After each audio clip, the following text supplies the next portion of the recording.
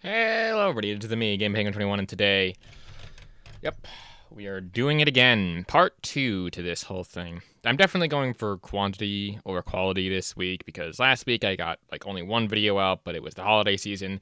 But I'm kind of getting back on the 2 video outs a week thing, just because I can, just because it's fun, just because at the end of the day, it's just nice to have a good time and edit videos for you guys. But with that being said, this part 2 is more about just some random stuff that I managed to kind of accumulate over the time here. Now, this is not going to be of any specific thing. There might be like one or two topics that I just kind of switch and switch and switch. It's all kind of strange, all kind of weird from all corners of the internet, and it's not just Salt this week. It is just a bunch of random gaming news that I just so happen to have on my hard drive that I need to go and put out into the world for tax purposes, because obviously. With all that being said, if you like what it is that I do, want to support me in any other way, shape, or form other than like and subscribe, which is always enough, click down those links in the description below. With that being said, let's get started. Starting off with a very strong contender for the random thing category, with God of Malaria's something or other, basically saying that Sony is losing exclusives back to back, where Xbox Game Pass has, Genshin Impact coming to it. Which is weird, but I did want to take this opportunity to actually point out that people were using Genshin Impact as a way to say, hey, PlayStation is better. I do remember some people were actually bragging that it wasn't on PlayStation, and the fact that it's coming to Game Pass or even just coming to Xbox at all is kind of funny because, it was at first like a mobile game and was out on, I think, on PC before PlayStation or anything else. So I don't know. I just find it really funny how they decided to use an exclusive that was more or less a phone game to kind of flex on people. Speaking of weird-ass flexes, KJ Gamer here basically comes in here with there are 200 games that are playable without a PS5 being on via the new beta update on the PlayStation Portal cloud streaming. Yes, by the way, this is a thing where the PlayStation Portal is now technically its own device, only if you have a PlayStation Plus account that you basically pay into to get a bunch of games on this device for that. So it's essentially like, Sony is kind of trying to play catch up to Microsoft because you could already do that for a lot of other devices on that. Again, this is also one of those things where at the same time, I have to preface this by saying I don't think that the Portal is bad, just that it is a good concept, terrible execution. Same thing with the PlayStation VR, where it's a great concept, great everything, bad execution, at least in terms of how they released the actual device. With this, you had to have a PlayStation 5 in order to hook it up to it. You have to have a PSN account, but that's kind of standard for this PlayStation thing, so that gets a pass for the PlayStation stuff, not for the PC. But it's good to see that they are at least attempting to make this device its own thing without, tying it to the PlayStation, which, I guess makes some semblance of sense. But whatever. Sticking with a bit of the PlayStation news here, we have JVB. The hashtag PlayStation brand continues to carry the video game industry, and those who create content about video games. Nintendo releases one game a year. PC depends on console games. Xbox exclusives have been comically subpar, and devs build the best versions of the games for PS5 and PS5 Pro. What you just said is one of the most insanely idiotic things I've ever heard. At no point in your rambling, incoherent response were you even close to anything that could be considered a rational thought. Everyone in this room is now dumber for having listened to it. I award you no points, and may God have mercy on your soul. Next up here, we come over back to Nicola, who makes a very interesting statement as well, which I actually kind of wanted to highlight because this shows how weird this year has been, at least for Sony, saying that Sony winning all these awards and nominations thanks to Helldivers for the best multiplayer game of the year, which they did actually win at the Golden Joysticks Award, if I remember correctly. The same year that they released the biggest multiplayer flop in history, the most poetic thing ever witnessed. I don't think it's poetic. I think it's more just weird how Sony can get one for the other. But at the same time, understandable. Helldivers 2 was actually at the top of the charts for a long time. They nearly killed it. They didn't.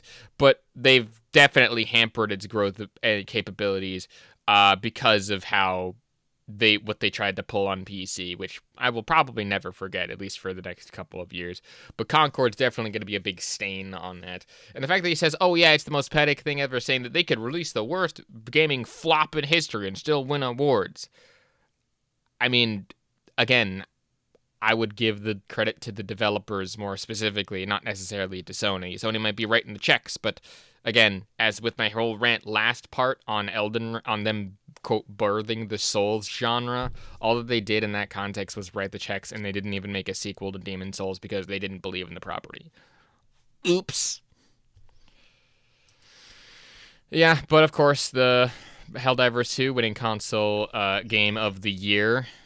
Really, whereas they say Sony is just unstoppable at the golden joysticks, which I find this really funny that they have to specify that this is the console game of the year, despite the fact that Helldivers 2 is also available on PC, which, I don't know how weird that is, but good for Helldivers 2 for winning an award that it very clearly deserved. Keeping up here with no red line, he basically retweets this person, or basically takes a screenshot from Matt Piscatella, who I have no idea who this is. I think he's a Call of Duty dude, but I don't know, I'm not really well up on it. Basically talking about how Game Pass did a few things for the Black Ops S in the US, resulted in subscription spending boost, shift to the game for PlayStation, unknown about those sales, if that's a thing, did not appear to result in mass cannibalization of sales. That is important, and does not appear to provide significant boost to the Xbox sales hardware. So basically, this person comes in and just redoes this, saying, oh, and does it in their console war way of make more people actually buy the game physical and not on Xbox, make sales on PlayStation 30% to collect without paying for marketing or anything. Series hardware is still dead. Sub boost was provided, but the price hike was like 18%. Xbox, lol. Now there is a little bit more to this, saying that he was open to a bunch of different questions of the impact regarding the subscriptions and stuff. It was and how it was pretty big and whatnot. Again, you can read this whole thread here if you really care about it. Talking about how EA Sports College Football 25 is this close to becoming the all-time best-selling sports video game in U.S. history. Okay. I mean, when you specify sports video game, sure. But yeah, interesting thing here, where he basically says that they shifted the stuff and the full game sales to PlayStation. Again, I would like to see numbers more than just some random dude who I have no idea who this is. And I think that he is supposedly like an insider of some kind. I don't know who Piscatella is. He might be a dude who worked on Call of Duty for whatever. But to finish off this whole Call of Duty little rant thing, the same thread here, but King J comes in with, if Call of Duty being on Xbox Game Pass did not provide a significant boost to Xbox Series hardware, then nothing will. Well, I don't think that it was supposed to provide it for the Xbox Series hardware because, you know, they've realized that, well, yes, hardware is pretty important for the sales of, say, consoles or whatever. It's not important to make money, which, again, most of these companies are realizing, you know what, maybe we should release our games on as many platforms as possible and stop trying to artificially get people to do it. Now, next up here, we have an interesting topic that I wanted to cover from Niche Gamer here, talking about games where everything scales to your level is bad game design. Now, I don't think that that's necessarily the case in terms of where things scale to your level is bad game design. I think for specific implementations, it is correct in terms of bad game design. I think that the three examples that I will list off here would probably be Assassin's Creed, Ghost Recon, and The Division. The Division series has that same level scaling thing where all of them go up to a specific level, but it still feels at least somewhat okay, the fact that you can like still get enough to do whatever it is that you want to do with it. But it was implemented kind of not as good in Ghost Recon, at least not Wildlands, but the next one. And then also, like, it can be implemented pretty badly for that.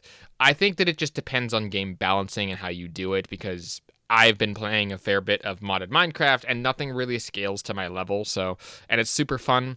So yeah, it's strange. So for whatever reason, it's, you know, fine. But I'm not saying that it's necessarily bad game design, just that there is a bad implementation of where everything can scale to your level. I'm not sure if WoW does that, but, in any case.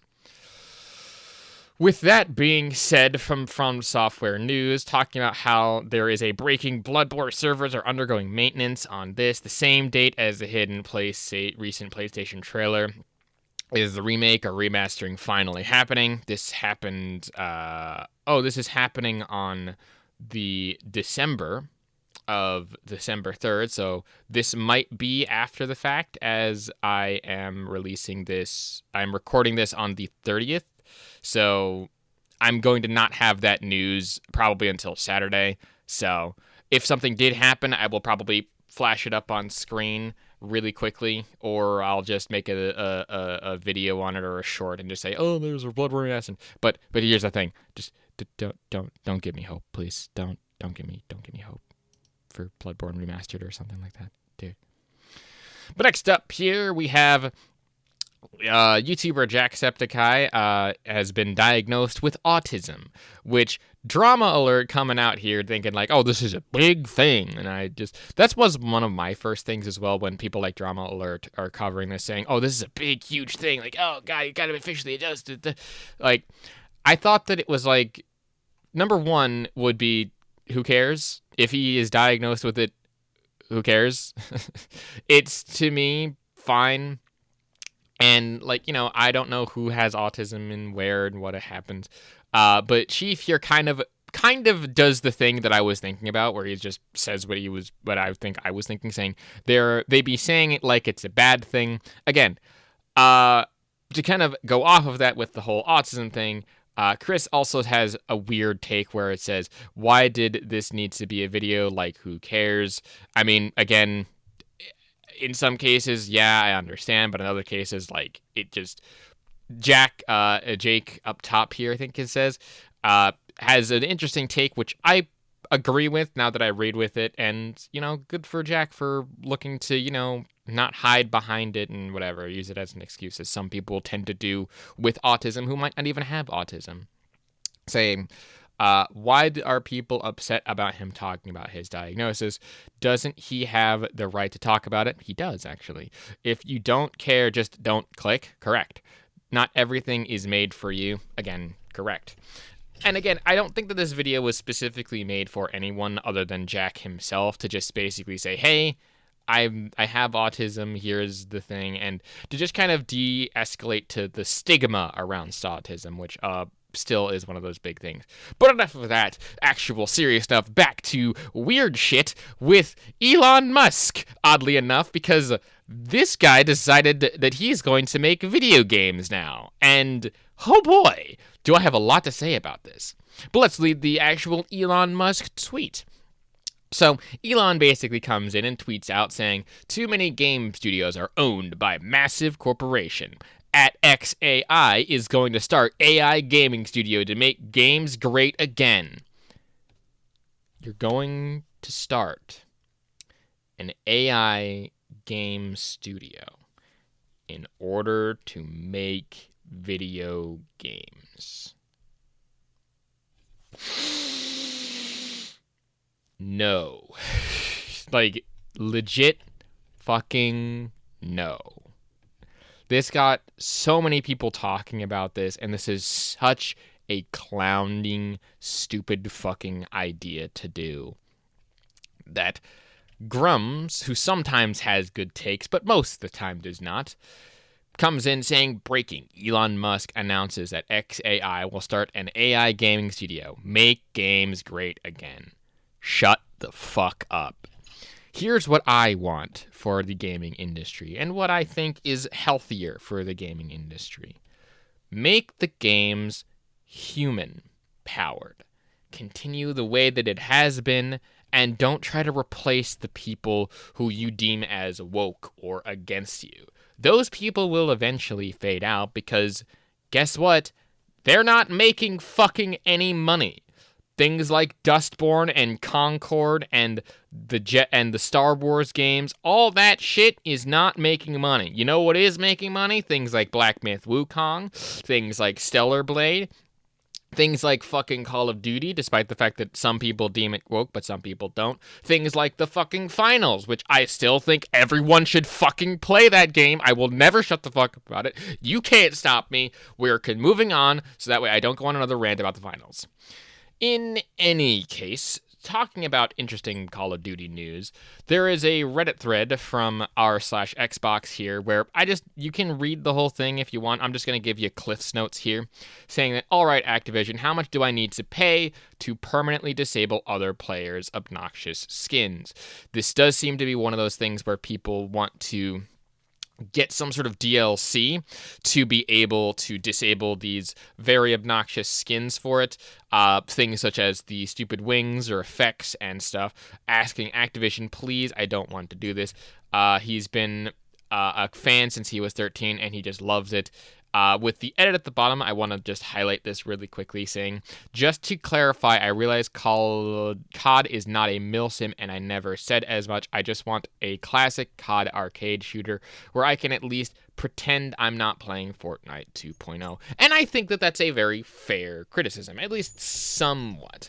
While one of the bigger things here is that a lot of people have all these like skin collections and stuff like that. I mean, again, I was ranting about the finals where, again, all of those cosmetics and stuff was all the way there. So at the same time, yes, I understand. But overall, people like to be able to show off their skins and stuff and the effects and things.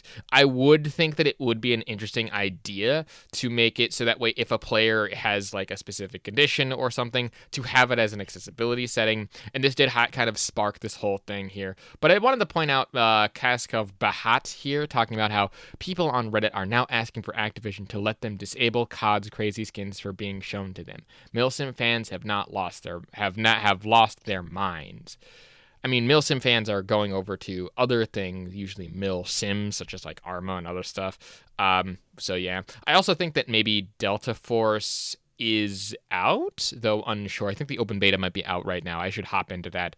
But the new Delta Force game is the one that I'm kind of been sitting on. And it's also another free-to-play game, because free-to-play games right now are just doing this. Now, I think that I'm going to finish off this whole thing with this tweet from Mel's Housebound. This deserves a video in and of itself, but I'm sticking it on the end here because I'm going to rant about it for like 3 minutes. So please indulge me. So, from the Xbox community getting retweeted saying, I am no longer excited for Avowed being locked at 30 FPS to having the developers be crybabies on the internet. It's not looking bright. Basically, this person is complaining about how Avowed is having all these controversies, and they are not actually, being good on making the game as the best possible performance that it can be. With Mel's Hellbound saying, game devs need to call out gamers more often. This needs to be a popular practice. Gamers cry way too much and feel too entitled. Now, I think that I'll link at least Sneaky Cacti's videos on this, because I think that they are the ones that have been making the most coverage on this one dude who has just been going on an absolute tirade with this entire thing, thinking that he is correct. Here's the thing, though. You think that gamers are entitled because we want the product to be the best that it can possibly be. Not everyone's asking for that. Everyone's asking for something different. But the thing that a lot of people seem to forget is that insulting your customers, insulting the people who give you money for the product or service that you need in order to, make the next product or service for them, insulting those people is never, ever, ever, ever, ever, ever, ever, ever a good fucking idea, regardless of how you feel. Saying that you need to call out gamers more often for things such as maybe death threats or things such as like actual harassment stuff. Yes, absolutely. Call out those people. Call out the actual bad apples in the gaming industry. That's what I will always say. Having good constructive critique is what this channel basically strives for. However, just to call out gamers the way that Avowed and some of the other recent developer controversies have been doing for things such as player counts, which Ubisoft has been kind of lobbying to get rid of, apparently, as well as insulting the customer by saying, hey, we're going to ban you from our community, fuck you, or whatever reason, absolutely another thing. Trying to make some sort of joke, sticking by that joke, calling yourself woke, also is a diminutive cost to it. A lot of the things that we've discussed on this channel basically is about marketing and things like that. But allow me to give you 2 examples of where these actually kind of reversed and inversed themselves. Where it went, where one game was started out really good but had a downward trend, and one game started out bad but had an upward trend.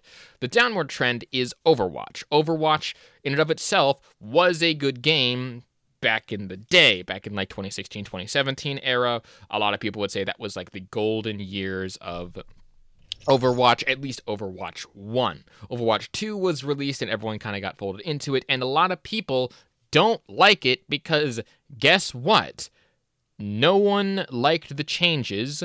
No one liked the fact that they didn't have the PvE mode, which was the one big point to it. And guess what? It became a complete crash out when it released on Steam. Came crawling back to Steam, might I add.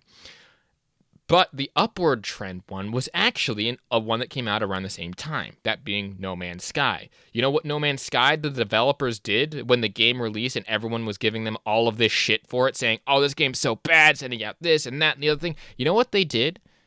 You know what they did that they decided to do as a collective team? Did they go on to Twitter and tirade it saying, oh, we're cooking, we're doing all this other thing, gamers are stupid, they don't know what we're doing? No, they didn't. Did they come out and just try to defend their actions, saying, no, we stand by this game and we're going to make it better and do-da-da-da-da-da? No. Do you know what they did? They sat down and worked on the game and released update after update after update after update after update, consistently bringing people back to the game. It's almost like they stuck with it, knew that they could make the game better, and didn't feel like it was the gamer's fault for not buying it. Because it's not. It's really not. Putting the fault of this whole thing on the gamers and the people buying your thing and the customers saying, you need to buy more, support these developers, otherwise you're not going to get good games. But we are still getting good games. Because the games that are good are the ones that are successful. So, with that context, I think that I will steal a page. I don't know where this screenshot went, but I'll steal a page out of someone else saying that the free market will decide. And it is, and it will, and it does. If those 2 examples of Overwatch and No Man's Sky overall made sense, where the free market decided, hey, these games are good, or this game's good, but it became bad, and this game's bad, it became good, I'm going to put my money towards it, it'll decide. And these whole practices will go out of fashion. But I guess gamers are still too entitled because we want at least a game or service or whatever to at least be functional and fun. Because it's entertainment at the end of the day. Anyway, rant over. The last 2 tweets is just someone talking about, I believe, how the best racing sim, Helldivers 2 and Astrobot being like, oh, these are PlayStation power, and it's, again, one of the reasons why I don't talk about Unleashed anymore. Or at least I don't talk about Unleashed as much as I used to, because I used to have him in like almost every video, but he never adds anything to the conversation. With the last one here being a lovely bit of good news today, being that Gary's Mod is 18 years old as of, I think this year, whenever it was released. So, congratulations to it. If you feel old now, because the Gary's Mod can now legally drink in several different countries around the world, you are, congratulations. I also feel old. Please kill me now. In any case, I think that'll about do it for this episode of content parkour, or topic parkour, or whatever. If you like what it is that I do, want to support me in any other way, shape, or form, and support my maniacal ranting into this microphone, please hit that like and subscribe button, or hit the links in the description to support me in any other ways that you want to. No music this month for the month of December, like I've told you before, but there will possibly be a new album releasing sometime in January or February of next year, because I've been working on this one for a little bit of time. With that being said, anything else? No? Catch me live on Twitch and stuff if you really care. But with all that being said, my name is GamePeng21. Thank you so much for watching, and a peace off.